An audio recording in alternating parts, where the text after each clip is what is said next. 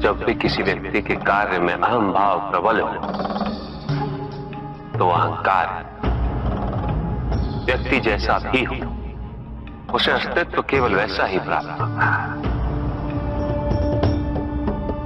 व्यक्ति यदि अपने कर्मों के लिए अपने को उत्तरदायी समझे तो वो स्वतंत्र था।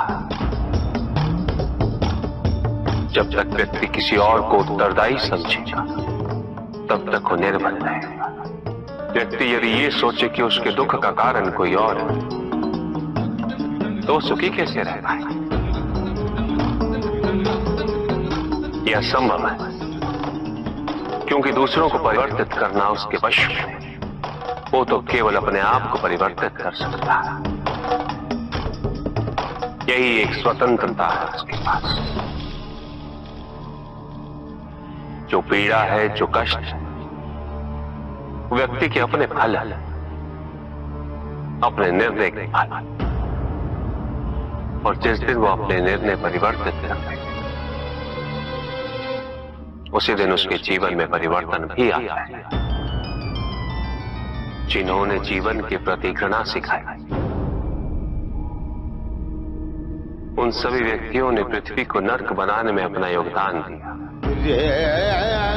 इसलिए अधिकांश व्यक्ति अपने दोष, अपनी त्रुटियां और अपनी व्यर्थता को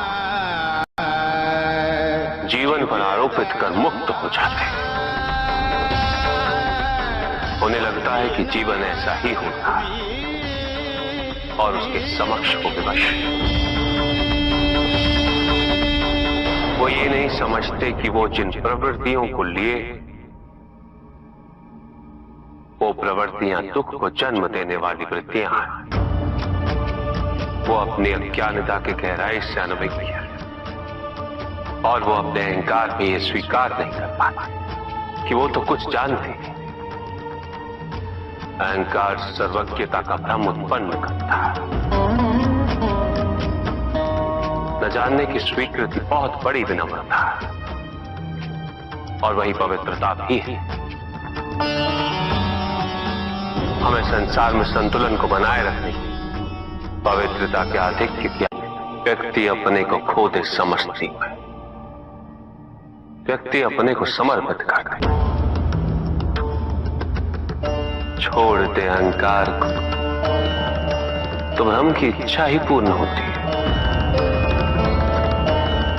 और अभी भी वही फलित हो रही है।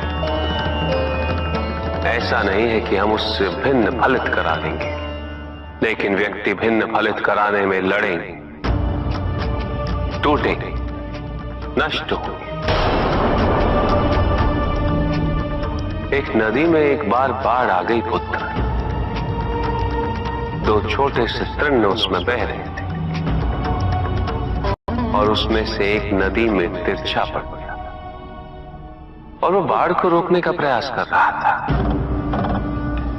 वो अत्यंत ऊंचे स्वर में कह रहा था कि नदी को आगे नहीं बढ़ने देगा। यद्यपि नदी तो बस बढ़ती ही जा रही थी। वो फिर ऊंचे स्वर में यही कह रहा था कि मैं इसे अवश्य रोकूंगा, यद्यपि रोक नहीं पा रहा था। नदी को तो उसके संघर्ष का कुछ भी पता नहीं चल रहा था, किंतु नदी को उसके होने या ना होने से क्या अंतर। उस कण के लिए तो यह अत्यंत महत्वपूर्ण था। उसका जीवन तो संकट में था। वो तो बस बहे जा रहा था। वो जहां भी पहुंचता, किंतु उसे पहुंचना तो संघर्ष करके ही था। किंतु ये बीच का क्षण, ये बीच का काल दुख, पीड़ा, द्वंद्वता का काल है। वहीं दूसरी ओर जो दूसरा तृण था उसने अपने को समर्पित कर दिया। वो तो नदी में सीधा पड़ा हुआ था।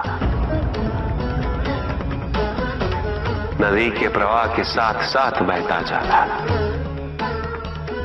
और उसे ऐसा प्रतीत हो रहा था जैसे कि वो नदी को दिशा दे रहा।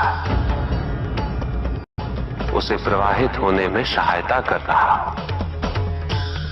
वो तो ये निश्चय कर बैठा था कि नदी को समुद्र तक पहुंचाकर ही रहेगा, किंतु नदी को उसकी उपस्थिति का भी आभास नहीं था। नदी पर उन दोनों के होने या ना होने का कोई प्रभाव नहीं था।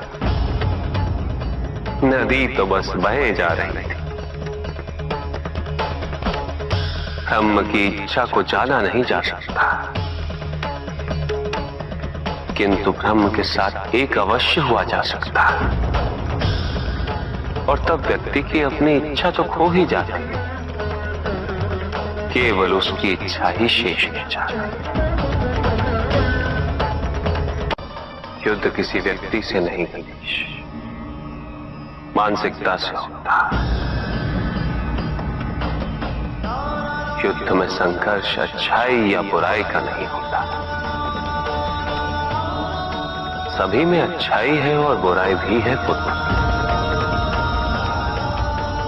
युद्ध तो विचारधाराओं का होता है।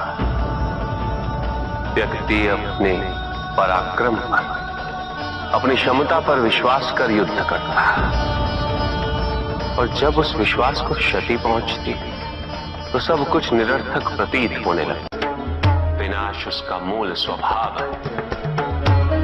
संगीत से यह प्रक्रिया और भी प्रबल होती, किंतु विनाश किसका? प्रश्न ये है। जो विनाश अपनी सीमाओं का, ताकि व्यक्ति अनंतता की ओर अग्रसर हो सके, तो ये विनाश आंतरिक है, और उसमें संगीत सहायक अवश्य होता। किंतु यदि मन संकीर्णता के बाहर ना आ पाए तो विनाश भारी होता, और संगीत इसमें भी सहायक होता। ऊर्जा की अस्थिरता शांति से आती, और स्थिरता के लिए अनिवार्य है शांति। अस्थिरता तो केवल अविश्वास से आती है। ईश्वर सच्चिदानंद है, त्रिकाल बाधित है, निरंतर ज्ञान के प्रकाश से प्रकाशित है, आनंद के सागर है।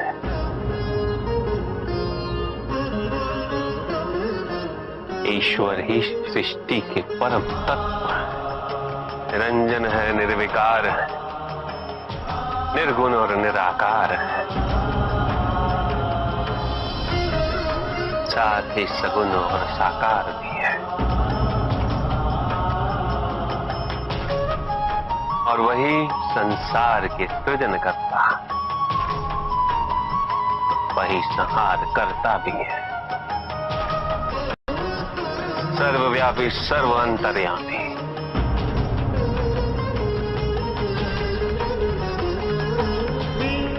और सर्व समर्थ भी है। कहिए,